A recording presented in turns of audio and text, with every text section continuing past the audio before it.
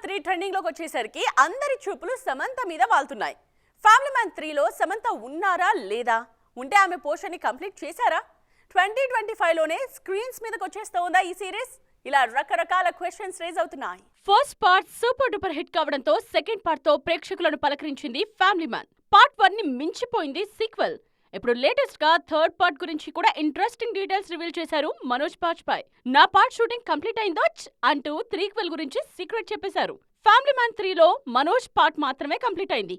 మిగతా పోర్షన్ ని షూట్ చేయాలన్నది మేకర్స్ నుండి వచ్చిన మాట. వాళ్ళందరి సంగతి సరే, ఆడియన్స్ మాత్రం వాట్ అబౌట్ సమంత క్యారెక్టర్ అని ఆరా తీస్తున్నారు. శామ్ కోసం స్పెషల్ గా ఏమైనా రాసారా, లేకపోతే flash back kind episodes create చేశారా?